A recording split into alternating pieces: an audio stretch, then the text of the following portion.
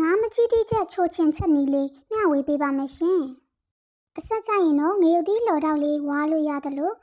ဟင်းချက်ရင်းနဲ့စီတက်တဲ့အချိန်မှာငရုတ်သီးကြမ်းပတ်ထည့်ပြီးတော့စီတက်လို့ရပါတယ်ဒါဆိုရင်တော့ငါချင်ဆက်ဟင်းလေးရမှာပါငါ့ကိုတန့်စင်ပြီးစားဟင်းခတ်မုတ်နေထားပါဂျင်းချက်သွန်ဖြူနီချစ်ထားပါမကြီးရတစ်ခွက်ပြင်ဆင်ထားပါပြီးရင်တော့တဲအိုးကိုအပူပေးပြီးစီအနှဲငယ်ထည့်ပါမယ်ဂျင်းချက်သွန်ဖြူနီချစ်ထားတာလေးတွေထည့်ပါမယ်စက္ကန့်30လောက်မှွေပြီးရင်တော့စနွင်းထည့်ပါမယ်စနွင်းထည့်ပြီးရင်အယောင်တင်မုတ်အနှဲငယ်ထည့်ပါမယ်ဒီနေရာမှာအဆက်စားခြင်းတော့အကျန်းဖတ်မုတ်ကိုဒီချိန်မှာထည့်ပြီးတော့စီတက်ပေးပါနော်ရုပ်ဒီစိမ့်လှီးထားတာလေးတွေထည့်ပြီးစီတက်လဲရပါတယ်ဒီမှာကတော့မထည့်ပြတော့ပါဘူးနော်စီတက်ဖတ်တွေအယောင်ပြောင်းတဲ့ထိမှွေပြီးရင်အရသာနေထားတဲ့ငါးကိုထည့်ပါမယ်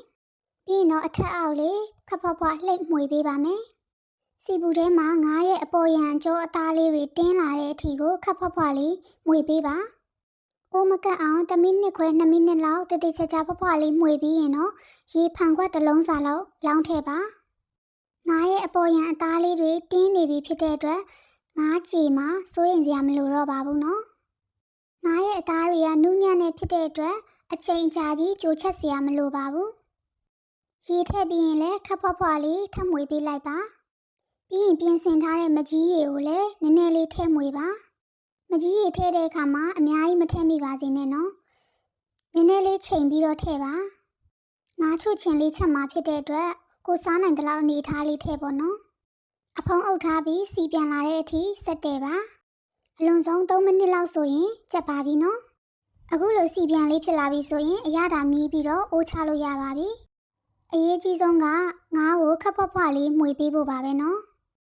အရသာကငါးထဲမှာအားလုံးနေထားတာဖြစ်တဲ့အတွက်တိတ်မလိုတော့ဘူးပေါ့နော်ကိုကလိုအပ်ရင်လိုအပ်တယ်လို့မျိုးအရသာထပ်ဖြည့်လို့ရပါတယ်ဒီအချိန်မှာဒါဆိုရင်တော့အရသာရှိတဲ့ငါးချိုချင်ချက်ကလေးရပါပြီရှင်ငါးသားကလက်ဆက်ပြီးချိုးတယ်လို့မကြီးနှစ်လေးနဲ့မို့လို့ချိုချင်လေးဖြစ်နေမှာပါအိမ်မှာအဆက်ကြိုက်တတ်တဲ့သူတွေရှိရင်တော့ငရုတ်သီး6ကလေးကိုကြော်ထားပေးလိုက်ပါအရန်ကိုလိုက်ဖက်ညီအောင်စားလို့ကောင်းပါတယ်ရုပ်သီး6ကျွတ်ကျွတ်လေးရဲ့တို့စရာလေးရဲ့ပြင်ဆင်ထားပေးမယ်ဆိုရင်တော့ငါးချိုချက်လေးနဲ့အရန်ကိုလိုက်ဖက်တဲ့ဟင်းတွဲလေးတစ်ခွက်ရပါပြီရှင်စားတော့လေးတွေချစ်တဲ့ရင်အကောက်ကို follow နှိပ်ပြီး YouTube မှာလည်း subscribe နှိပ်သွားပေးပါအောင်နော်လွယ်ကူရိုးရှင်းပြီးထမင်းစားမိန်စီမဲ့ဟင်းချက်နီးလေးတွေနဲ့အတူနောက်ဗီဒီယိုတွေမှာပြန်ဆုံပါမယ်နော်အားလုံးပဲတတား